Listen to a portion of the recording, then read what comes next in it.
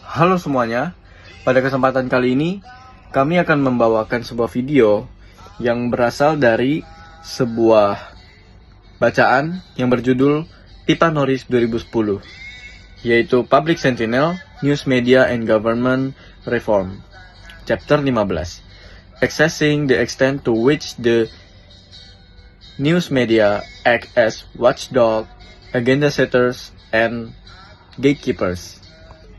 Nah, pada resume yang akan kami buat ini, kami akan membawakan sebuah resume yang berjudulkan Peran Media dalam Tata Kelola Pemerintahan Demokratis. Nah, kalau kita membicarakan tentang peran media dalam pemerintahan demokratis, yang pertama paling penting adalah fungsi media sebagai watchdog atau pengawas.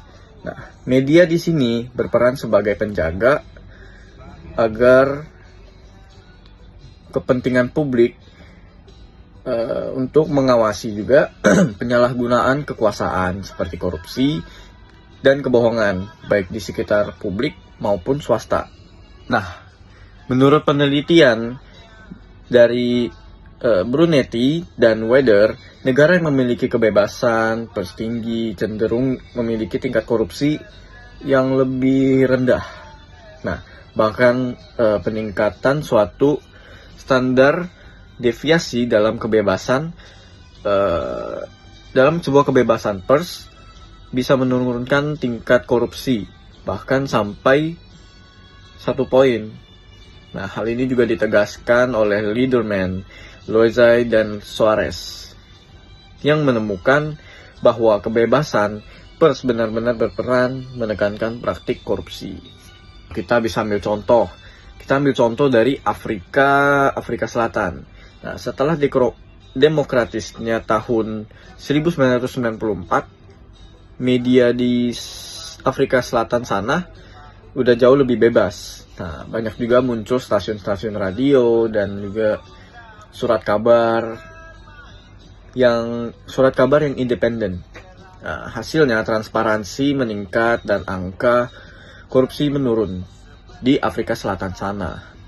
Nah, sebaliknya di Suriah ini di mana daerah yang hampir semua media dikontrol oleh pemerintahnya. Mereka semua dibungkam dan tidak dapat berpendapat secara bebas. Nah, para jurnalis sangat tidak bebas mengkritik presiden. Nah, tingkat korupsinya sangat tinggi juga dan skor kebebasan persnya sangat rendah. Mereka semua dibungkam, tidak dapat mengkritik pemerintah, bahkan presiden. Begitu.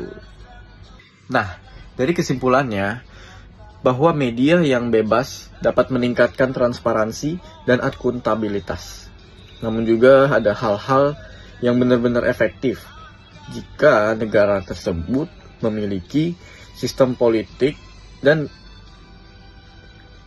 aturan yang demokratis, serta jurnalis-jurnalisnya profesional. Jadi mereka pasti bisa melawan hukum dan negara agar masyarakat dapat menyuarakan pendapat mereka. Nah, hambatan terbesar biasanya datang dari senior-senior pemerintahan situ. Terus juga ada tekanan ekonomi dan kepemilikan media oleh kelompok tertentu. Bisa disebut oknum juga. Kalau saya menjelaskan peran media yang kedua adalah yaitu sebagai agenda setter atau penentu agenda publik. Peran ini berarti media mampu menyoroti isu-isu sosial penting agar mendapat perhatian dari masyarakat dan pemerintah. Media bisa membentuk agenda publik, agenda politik, bahkan agenda kebijakan. Salah satu contoh menarik berasal dari penelitian Beasley dan Burgess di India. Mereka menemukan bahwa setiap kenaikan 1% sirkulasi surat kabar dapat meningkatkan distribusi pangan sebesar 2,4% dan bantuan bencana sebesar 5,5%. Artinya, ketika media menyoroti masalah sosial, pejabat publik jadi lebih responsif terhadap kebutuhan masyarakat. Penelitian lain dari Stromberg di Amerika juga menunjukkan hal yang serupa. Daerah yang memiliki akses radio lebih luas ternyata menerima bantuan pemerintah yang lebih banyak. Dan menurut Petrova, di negara-negara demokratis, kebebasan media juga berkolerasi positif dengan pengeluaran pemerintah untuk pendidikan dan kesehatan. Dari semua penelitian itu, kita bisa melihat bahwa media berperan penting dalam membentuk prioritas kebijakan sosial. Namun kekuatan peran ini bergantung pada kondisi negara dan faktor seperti tingkat demokrasi, ekonomi, dan ideologi. Pemerintah sangat menentukan apakah media bisa benar-benar memengaruhi agenda politik atau tidak.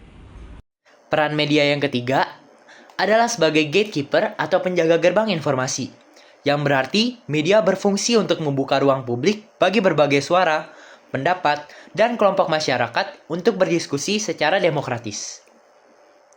Sebagai gatekeeper, media tidak hanya menyebarkan informasi, tapi juga untuk menentukan informasi apa sih yang layak untuk disampaikan kepada publik.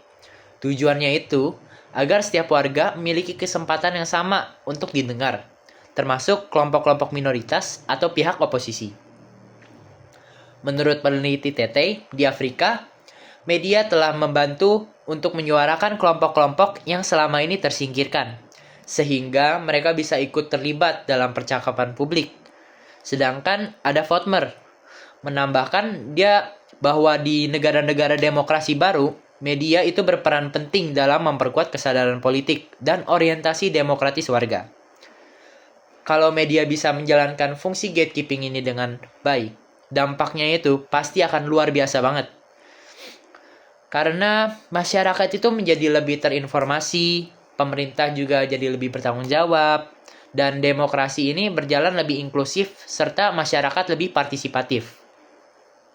Namun ada tantangannya juga. Tantangannya itu juga nggak kalah besar. Media seperti media yang memberikan informasi yang kurang objektif atau informasinya itu memihak, terus ada kepemilikan media yang tidak merata, atau ada kecenderungan untuk hanya menampilkan suara mayoritas, bisa menghambat fungsi media sebagai ruang publik yang adil. Jadi, dari 3 peran ini, ada watchdog, agenda setter, dan juga gatekeeper, kita bisa lihat bahwa media bukan hanya sebagai sumber berita, tetapi menjadi elemen yang penting untuk menjaga kualitas demokrasi kita. Lalu, media yang bebas dan profesional dapat meningkatkan transparansi, mempercepat respon pemerintah, dan memperkuat partisipasi warga juga. Karena itu, menjaga kebebasan dan integritas media sama pentingnya dengan menjaga demokrasi itu sendiri. Sekian dan terima kasih dari kelompok kami. Mohon maaf jika ada salah kata.